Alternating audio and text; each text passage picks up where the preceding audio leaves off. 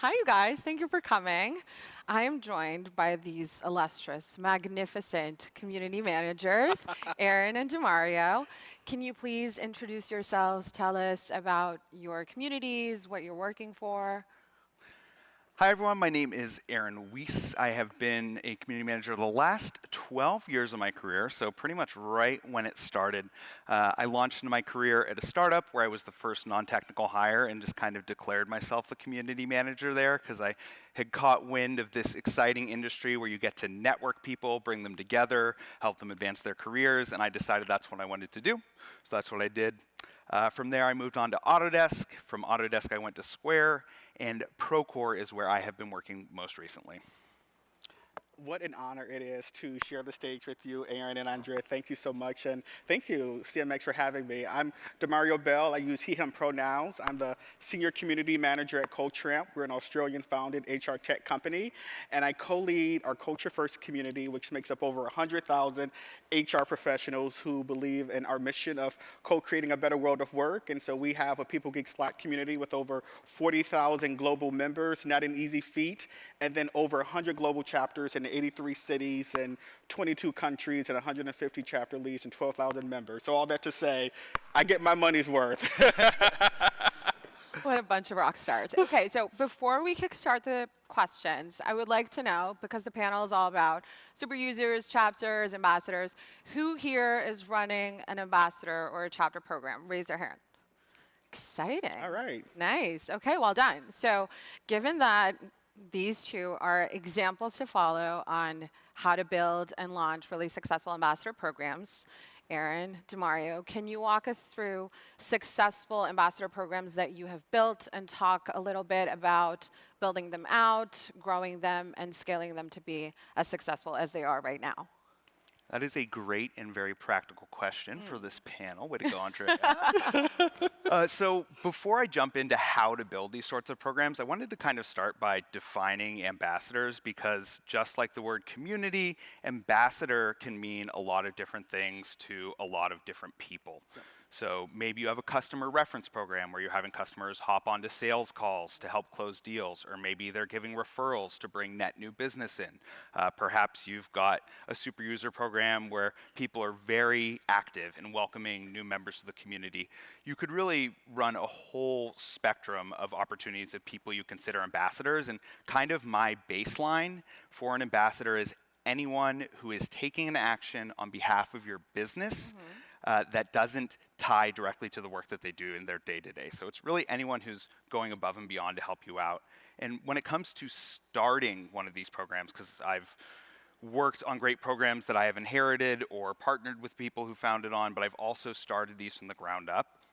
What I would say about launching these net new is you're never going to be too small to start one of these programs. One phone call with one very excited customer could be the start of something big. You don't need to have a landing page. You don't need to have a set course of actions for them to take. As long as you're starting to build relationships with your customers, starting to float ideas of ways that they can help support your business, you're really beginning to run an ambassador program. Now, heads on, and I really appreciate that, Aaron. And I would add to that, based on your definition of how you define an ambassador, it's essentially you're a customer or a prospect who's going to evangelize for your brand when you are not in the room. You trust that they are going to represent your brand in the best way. And these are people who are intrinsically motivated by your mission and by your community. And so these are folks who you don't have to pay to go out and talk about you. They do this because of just this intrinsic value that they get by being associated with your brand. And we believe at Culture Amp that your brand is your promise. It's a promise that you make to your customers. To your question, Andrea, what have I seen as most successful tactics of launching or inheriting an ambassador chapters program? I would say if you're starting one from scratch, and Aaron spoke to this, you're never too early to co-create with your members. So start early, like bring them in the beginning to when you're thinking about that design experience. What would get you engaged? What are you looking for? I always like to start it from what is the problem statement? And once you understand what your problem statement is for your ambassador program or chapter program, then you can go from there. when you think about sustainability and growing and nurturing these out, if you've inherited one, I would say even when you inherit an ambassador program or chapter program, treat it as though you're starting all over again. You know, go and do some user interviews to better understand why people signed up, how is it going from them. Do like a start, stop, continue type of framework, because it's not going to be like set it and forget it. You're going to always have to iterate on it. So I treat it like a product. So I would say if you've inherited one like I have, and my colleague at Culture, Jessie Jacob, who couldn't make it here today, we have our own conference, and she has the pleasure of being with Megan Rapinoe. It's all about being able to go back to those who preceded you and get their feedback. So. Yeah, 100%. I think that at the end of the day, these ambassadors are the extension of our community team, right? They are the volunteers that are going above and beyond to represent our brand, to represent our company, to really be those passionate users that go and represent us in the field, 100%. Okay, so Aaron, you have an extensive career, as you were saying, and you have dealt with, communities from all industries, different companies. Can you tell us a little bit about your experience of building a user program, a super user chapter ambassador program from scratch, given that you've had all these different communities that you've worked with? Yeah, so whenever you're working with any sort of community for any line of business, I think the real secret to running a successful ambassador program and to launching it is in finding your biggest fans. So for me, I am a basketball player. I love watching the Golden State Warriors. And if I had the opportunity to meet Stephen Curry, I would absolutely lose my mind. So the way that I always frame the audience that I am looking for is those folks who, if they're going to meet the CEO of your company, they're going to feel the same way I would feel when I get to meet Steph Curry. Right. So number one, when you're launching one of these programs in any capacity, is to find those really big, really passionate, really excited advocates who are going to have a starstruck moment when they meet people from within the business, because the people who have built the tools that they're using are the people who are responsible for the growth that they've experienced in their career. Right. And I would add to that, to Aaron's point, is when you are building out the ambassador program or your chapters program, don't do that in a silo. Think about the other folks who are across your business or organization and ask them, like, who should we be considering? I'm sure there's someone from customer success who has customers they could recommend. I'm sure someone from sales has a prospect that they could recommend. And I'm sure if your community and customer advocacy teams are not, one and the same, you can go to someone customer advocacy. But also think about your LinkedIn network as well. Who's been following you, who's been a fan of your organization, but not, have a real connection to it. So it's like grassroots, kind of like building from the ground up. So. Yeah. And so these super users, these like super passionate, diehard fans for your community, they're not around the corner, right? They're not people that you can easily find. So you need to make sure that you're looking in the right place, but also finding the people that have the right motivation, that are doing it for the right purpose, that have that passion, that spirit of wanting to really accelerate and evangelize for you. So what is the secret to finding the right people? What are the traits to making sure that you're identifying the best ambassadors? So for me, I think it's the same path that DeMario just mentioned, which is working with your customer success managers. And it's something that's one of the most fun parts of the job is when you're working with CSMs, you get to ask them, who is your favorite customer? And this is always a person who they have a very strong relationship with, who they might have a friendship with that's developed outside the context of their work. And then you get to go and tell the CSM, which is a big part of imparting the value of community onto the business, I want to make this person even more connected to our business, even more connected to you. Let's all get on a call together and get introduced. So I would say that a really great path is working with your customer success team and just asking them who their favorite customers are.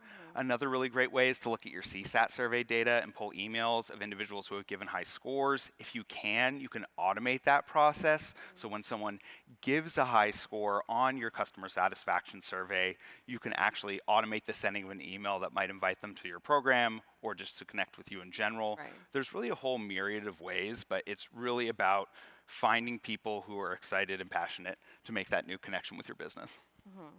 That's a great point. I mean, there are a number of signals in which you can pull to identify who those potential ambassadors could be.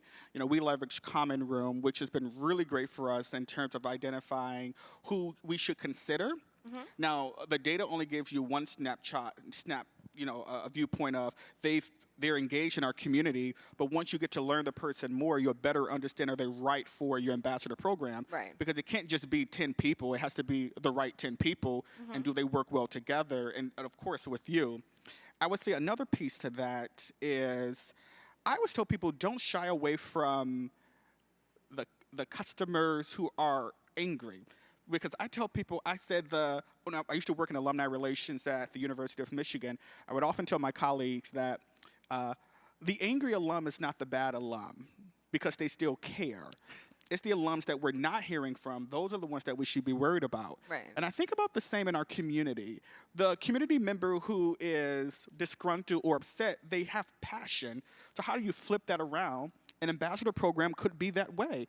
I have direct experience with that, where I had a community member. We just had different ethos around how to run a community. And the good thing about this is I told him, well, Culture Amp pays me to do this job, so I get the final say-so. But we work very well together.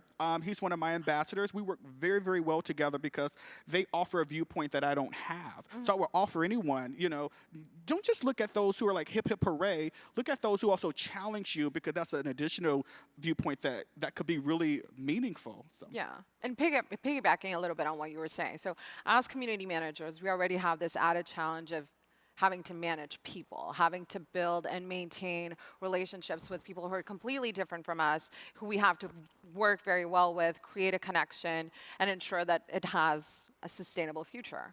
So what happens when we have this very select group of super users who have their ups and downs, who have their jobs, who are doing this in their free time or maybe just volunteering with their passion? How do you build and maintain their motivation, their energy, their passion? How do we look at this in a more fast forward, long-term way and ensure that it's not an up and down roller coaster thing and we're building that out? Can I start, Aaron? I love this question so much, Andreia. I'm going to light up with this, and I'm going to try to hit this quickly. So let me just take a step back. I would say for any just community program, you have to create on and off ramps for your volunteers because volunteer fatigue is real, and volunteers just inherently, they over-index their capacity. And so I get to know my potential ambassadors because it's almost like dating. Like if I know that you are involved in so many other things and that is not a deficit, I want to make sure that you are the right person at the right time for our community. Right. Because maybe you're the right person maybe 6 months from now, and I'll keep you in mind. So creating on and off ramps. So how do they identify, get engaged? What are those levers for them to say, you know what, Andreia, I think I'm overwhelmed, or I'm ready to transition off? You have those formal processes for them to come up and say, I'm done. And think about as an alum, what's in the other ways in which they can get involved. So to get to your question around how do you keep them engaged throughout the process, I'm going to go back to a very basic piece of advice. I'm going to turn it over to Aaron. Continue to co-create and ideate this with them. They'll tell you along the way what's going to keep them coming back. We never try to assume at Culture Amp in our community what our members want. We go back and ask them, have feedback loops where they can express in a feedback form how they're experiencing the program, and then as well, what would they like? I always say this, don't offer your ambassadors candy if they don't like candy. So ask them what they want to keep them motivated. 100%. DeMario, I have to say I found that last bit very upsetting as someone who is a little bit of a candy connoisseur. Aaron wants the candy. Rates gummies based on mouthfeel, level of sour, sessionability. There's like a lot of layers of detail in which I treat candy. You've thought about this. All members want candy, DeMario. Well, I really hope that you decide to be on another panel with me. I didn't take it personally. So what I would say when it comes to keeping folks engaged in an ambassador program, and this may sound a little bit easier said than done, but my recommendation is to become friends with the people who are members of this program, is to develop a genuine friendship with them, because you have this basis of this program, of your company, that you can build on it with. So when I was at our conference last year in Chicago with one of our super users, we had a swag wearing contest where we were both wearing 3 vests and 7 hats, got a tremendous photo together. I sent the photo to her, and then we were texting every other week throughout the rest of the year. Another customer I actually brought with me at the end of the conference to our team happy hour. He may or may not have been entirely welcomed by everyone there, but he sure as hell was welcomed by me. And so we built a friendship through that. And if you can build these authentic relationships where you're texting people, you're asking them about their lives, and you're welcoming them into your world as a friend, when you come back to them with that business ask for your ambassador program, it's a lot easier to ask a favor from a friend than it is from a stranger. Yeah, and I think that the whole point of an ambassador program is give and take, right? They're going to give as much as you give them. They're going to show as much passion and energy and motivation as you show them. Okay, but not everything is a sea of roses, I'm assuming. Not everyone is going to be the best ambassador, or not every program is going to be exactly how we think it's going to be while we build it. So do you have any particular stories where you remember challenges, obstacles, things that didn't go as well as you expected them to go that you could share with everyone? You know, I do have a story, and I hope I don't get in trouble, but I'm going to tell it. This is a safe space, and We're surrounded by friends. Thank you, Andrea. So this happened, I want to say, maybe a year ago. So a challenge. We run, like I said, we have a global chapters program, over 100 global chapters, over 150 chapter leads. And we had a situation where we had one chapter lead who was sunsetting off, and we were recruiting another. We had 2 chapter leads in one area. One was sunsetting, and we were recruiting another. And we did not bring the remaining chapter lead along that journey to help us identify who could be the replacement. And what happened was we ended up burning that bridge with that remaining chapter lead because they didn't feel that they were included. And I remember talking with my colleague about that, and we knew better. And I'm being very human with you all. We knew better, and my colleague and I, we got on the phone with the remaining chapter lead and I had maybe 3 or 4 conversations with them, but just to hear how upset they were and how the implications that could have on our brand, to be completely honest with you, because these are folks who are an extension of our brand. And so having to fall on our sword and rectify that the best that we could was a must-have, but it was a challenge, because one of the things that we have to do when we have, you know, ambassadors or chapter leads who are sunsetting off, or whatever transitions are happening, make sure folks feel included and that they have co-ownership in that. And it didn't rest well with us where this chapter lead did not feel like they had the autonomy to be a part of that journey with us. So that was a hard challenge to get through. Yeah, really empower them. Yeah. Exactly. Yeah. Love Thank that. you. Yeah, so for us, this was with a program I was managing in which we had ambassadors going out, and we had a dedicated platform, which shall not be named due to some recent changes with said platform. And the platform was taken away from us, and so we no longer had this space, this set of rules, this set of rewards, this habit that our ambassadors were very, very used to using, and we experienced a very steep decline in the level of engagement that we had there. And this was actually just before I joined the business. So my recommendation to avoid those situations is when you're working with these ambassadors and they're helping out the units of your business, make sure you're helping your internal enablement and partner teams tell the stories of how those ambassadors are supporting their programs. Because if you are ensuring that they are able to tell those stories to your peers when you come across that situation where someone says, do we really need this platform, or could it just be a community group instead? Yeah. You'll have a case to make that we don't want to pull the plug on this thing. Yeah. Their success is our success. Yeah. Fantastic. Okay.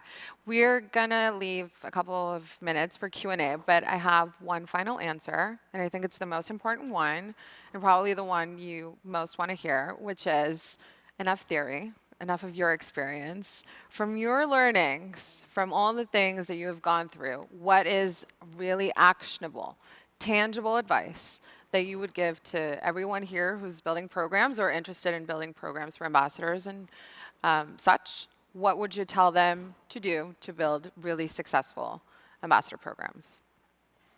So I gave a talk recently at a CMX community manager session in which I delved deep into a concept that I call promo docs, which is essentially creating a Google document that has information about whatever your ask is, and then you can turn anyone into an ambassador simply by sending them a link to that document and asking them to take the actions that are included inside that doc. You can update the doc at any time because it's live. You can change the ask. You can use it as a template, so you can use it dozens of times. The best example I could call is from Procore, where for every event that we run, we create a promo doc for it. We send it to all of our customer success managers so they can then forward to their clients. It's a really easy way to promote just about anything. So my recommendation would really be to boil down and simplify your ambassador program to its most base components. Think about your target audience, think about what your ask is for them, and reach out to them and send that ask out. That's the simplest version of what any ambassador program can be, and you can use that for any type of project you'd like to take on. Really good advice. Thank you, Aaron. Yeah, I love that a lot. And I'm going to come at that from another angle. I would say one of the things that I would recommend is more like a watch out, which is as you're growing and scaling your ambassador programs and your chapters program, avoid treating them like they are sorority-like or fraternity-like. And this is no condemnation on anyone who participated in Greek life, but the idea of having those programs is that you're nurturing these relationships, like one-to-one, but how are you also leaving space for other folks to step up into those roles? And so I've seen companies where they've designed ambassador programs and their chapters programs, and they feel like cult-like, and don't beat me up for saying that, or sorority-like or Greek-like, and I often ask my peers, and I said, is that really who you are? And I say, of course, we want to have this sense of exclusivity, but leave space for you to nurture relationships for that emerging member to be able to step into that role. Because the reality is, these ambassadors or chapter leads are not going to be in these roles forever, or at least we hope they're not in these roles forever. So that goes back to my point of creating that off ramp. Because there are some people, Andrea, you have to kick out the nest 100%. and say, you know what, you've done your part here. So I would say just watch out for that. If you don't have those formal levers for folks to transition off, I would highly recommend that you do that, and do that now, and don't do it later once you've gotten too big to reverse engineer that. So that's a great disclaimer. 100%, really important. Okay, I think we're now going to go into Slido. We really want to hear from you, your questions. I see a lot of them coming in on Slido. I urge you to upvote if you're interested in getting some of those questions in. Can we get those up here? Over here? Yeah, but I wanted the audience to see them as well. Okay, let's see. What are your tips and tricks to manage your ambassador program at scale? Let's talk about at scale. okay, Regina, you asked that question. A few chapters. Wait, okay. I'm just going back to the question. Okay, what are your tips and tricks to manage an ambassador program? A few chapters and hundreds or more members. I can take a first pass at this one if you'd like. You take it, yeah. So I'm interested to see show of hands. How many of the audience are familiar with the 99-1 rule? Expecting to see many hands. I am blinded by the light. Me It's too. a good portion of y'all. So 99-1 represents the percentages of your community and at what level they participate. 90% of folks will never log in, will never comment. They're just there to consume content. 9% might post once or twice, participate a bit, and then at 1%, the top, those are usually your ambassadors, the people who generate more than 50% of your content. So if you think about the entirety of your program and the entirety of your community as these different audiences of elevated levels of engagement, take any action you're going to take within the context of your program and think, is this an opportunity to bring people who are outside my community into that 90% and have them discover it? Am I getting those people who have never posted to post for the first time? If they've been posting a little bit, am I taking an action such as building a website for my ambassador program so they feel inspired to join, to get them to join that 1%? And then, as DeMario has been singing praises for, make sure you're talking to that 1% regularly to ensure you're building with their perspective in mind, because they're going to know what the best thing to do for that audience is a heck of a lot better than anyone inside your business is, because they are that audience. Yeah, plus one to that. I would add to that, and I see the next question. The one thing I would add to that, if you don't have this is tricky.